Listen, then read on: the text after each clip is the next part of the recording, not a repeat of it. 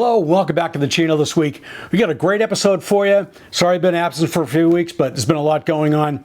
This week we're going to talk about the details that you need to pay attention to with these 8 tips to make great photographs.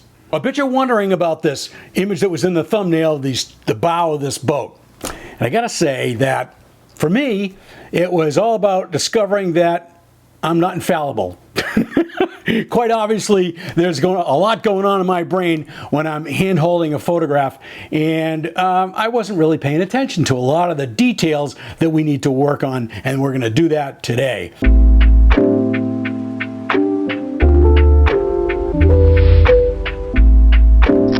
I was on a photo tour with some people, and I wasn't really paying a lot of attention to what I was doing. And really, when you go out photographing, even with friends, you really need to pay attention to what you're doing when you're looking through the viewfinder. And I wasn't really doing that. I had one camera with film in it, and one camera with was digital, and I made an image with both of them. And when I got back, I gotta say, I really loved the film version of it. For some reason, the digital version wasn't really what I expected, and I had done some things wrong with it because I was kind of rushing through it. But I gotta say, the film version really caught my eye until I started looking at it and noticing some things that were wrong with it. And we're gonna hit those right now. So the first one we're gonna talk about today is perspective control. Now, you really have to pay attention with 35mm lenses and down. So in other words, 35, 28, 24, 21, even and lower, 18, 15, whatever it is. Anytime you move that camera this way or this way, sideways, this way or this way, up or down, you're gonna get a perspective change. And I gotta say, with this bow photograph that I'm showing you right now, I had a problem here. And this is only a 35mm lens, but I was standing up a little bit and I was pointing down just a little bit. And I kind of liked what it did with it. It made the top of it a little bit larger than the bottom, as you can see, and it makes this bow look a little bit unnatural in that it's skinnier, as you can see in this example. Now, what I did was I decided that maybe I could make this better, so I went back and did it again, and of course, I made another mistake when I did it again. And we're going to talk about that detail right here. And it's this bow ring on the front of the boat. It was not quite in the center of this rope figure 8 that was going on. And so I just swore under my breath and went and did it again. But that's one of those details that you have to look out for. You don't want to get home and say, let's say you went on a photo trip someplace, and you say, oh, geez, I'm never going to be able to do that again. I'm lucky. It's just down the street for me. So I was able to go do it again. This is like a week later, but I waited for a cloudy day to do it. But you know what? It all worked out in the end. But here's the other thing, is we're going to look at distracting backgrounds, which, as you can see in the raw image here, there's a lot of stuff going on in the background of this image. And the only way for me to control that would be either take it out of the picture somehow, or would be to, old school, would be to burn in the edges and take those distracting elements out of it. Now, one of those distracting elements is this crazy, I'm not really sure what it is. It's a metal piece around the outside in the background like this. But if it's dulled down enough, then it doesn't distract from the picture and it actually frames the picture a little bit better. So that's the third thing, distracting bright or color spots in an image. You really don't want anything that's going to be distracting you with the outside of the image, the background, or whatever it is. So let's talk about another element here that I call edge patrol. And edge patrol is all about when you're framing your image, you want to make sure there's nothing distracting coming in from the outsides like this.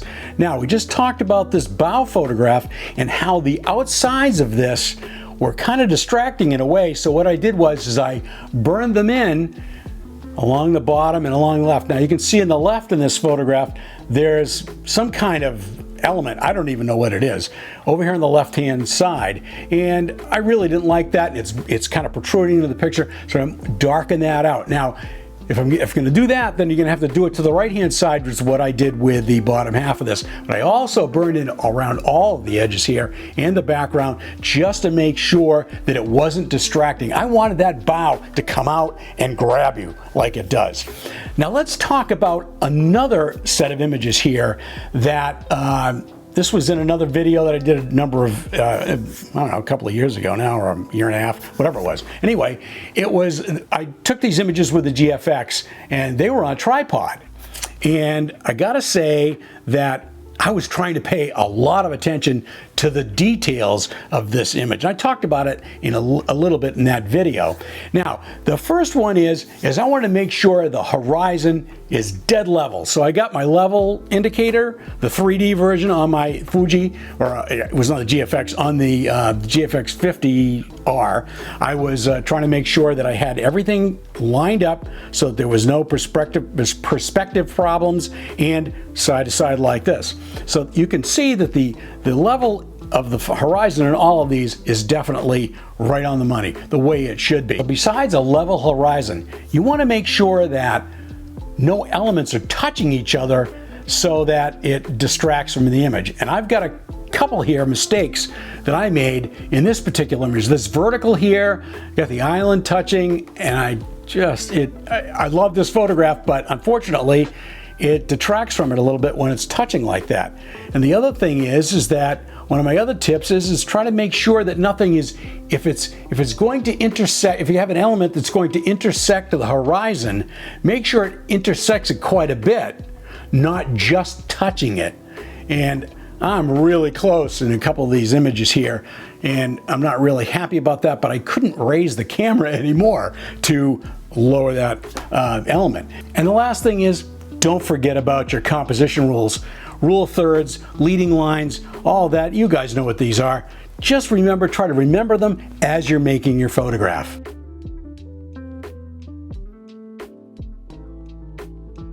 Number one, wide angle perspective. You want to make sure that your camera is where you want it, so the perspective is the way you want it, and you want way you want it viewed, way you want the photograph viewed. You want to make sure your backgrounds are clean. Big deal. Nothing growing out of people's heads, nothing coming out of people's ears or whatever it is, bushes.